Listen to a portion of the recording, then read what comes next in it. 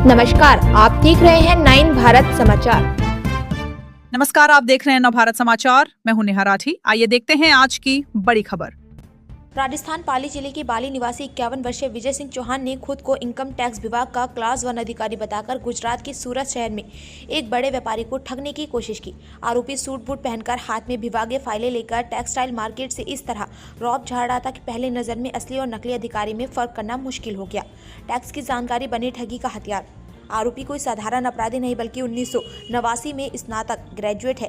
पाली में लंबे समय तक टैक्स से जुड़े कार्यों में सक्रिय रहने के कारण उसे विभाग की प्रक्रियाओं, नोटिस और कानूनी भाषा की अच्छी समझ थी। इसी ज्ञान का गलत इस्तेमाल कर उसने व्यापारी राम सिंह चौहान को टैक्स चोरी में फंसाने की धमकी दी। आरोपी ने मामला रफा दफा करने के बदले 30 लाख रुपए की मांग की। 4 लाख में सौदा तय। होटल में बुलाकर मांगे पैसे।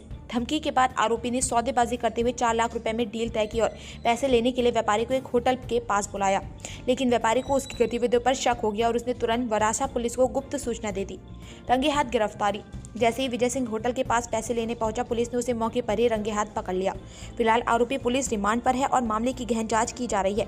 मुखबिर से मुलजिम तक का सफर। पुलिस पूछताछ में आरोपी ने दावा किया वह पहले आयकर विभाग के लिए मुखबिरी का काम कर चुका है, जिससे उसे विभाग के अंदरूनी तौर तरीकों की जानकारी मिली है। इनकम टैक्स ऑफिसर पकड़ा गया है, किस तरह से उसको पकड़ा है? वराछा पुलिस स्टेशन के विस्तार में ग्लोबल टेक्सटाइल मार्केट में एक फरियादी जो है उनसे एक फेक इनकम टैक्स ऑफिसर बन के आरोपी जो है वो राजस्थान का है, विजय सिंह रावत सिंह चौहान, जो पाली जिले का है राजस्थान का। ये फेक इनकम टैक्स ऑफिसर बन के वहाँ पे आता है और ये उनको ऐसा धमकाता है कि आपका टैक्स रिटर्न जो है वो सही से नहीं है, आपके उसमें लोचा है, घपला है कुछ, इसलिए आपको 30 लाख रुपए ऐसे देने होंगे। 30 लाख का धमकी देके ये उनसे जोर जबरदस्ती से उनको 4 लाख पे तैयार करके लाता है और 4 लाख में सेटलमेंट होने की बात होती है कि 4 लाख में ये मामला खत्म कर देगा वो। इनको फिर उनसे वो आईडी कार्ड मांगते हैं, तो वो आईडी कार्ड प्रोड्यूस नहीं कर पाता है। उसके बेसिस पे इनको थोड़ा डाउट होता है उन पे। इन्होंने वराछा पुलिस को तुरंत ही जान किया कि ऐसा ऐसा है, एक इनकम टैक्स ऑफिसर यहाँ पे आया है और वो हमसे 4 लाख रुपए की जबरदस्ती से मांगनी कर रहा है। वराछा पुलिस ने तुरंत ही वहां पे टीम भेज के तुरंत ही इस आरोपी को वहां से पकड़ लिया। इसके लिए हमने इस पे एक्सटॉर्शन के तहत बीएनएस में जो बलजबरी कड़ावी कड़ावी लेबू का फरियाद है वो हमने इसमें दर्ज किया है और आरोपी को अभी हमने अरेस्ट किया है और इसको जुडिशियल कस्टडी में अभी हम भेजेंगे। सर, उसका कोई इतिहास है, कितना पढ़ा लिखा है और क्यों इनकम टैक्स ऑफिसर बना? नहीं, ये ज़्यादा पढ़ा लिखा नहीं है और ये फर्स्ट टाइम ही ये इनकम टैक्स ऑफिसर बन के आया था और इसका पहनावा वड़ावा थोड़ा स्टैंडर्ड इसने रखा था, चश्मा पहन के और इस तरह से करके ये आया था ताकि किसी को शक न जाए और ये बहुत ही ऑफिशियल लुक में लगे। इस तरह से इन्होंने पहनावा वनावा किया था। मैं पब्लिक को यही मैसेज देना चाहता हूँ कि कभी भी आपके पास कोई भी शॉपकीपर हो, कोई भी अगर आपके पास कोई जीएसटी ऑफिसर बन के जाता है तो सबसे पहले आप उसका आइडेंटिटी चेक करें कि वो आइडेंटिटी सही है कि नहीं है।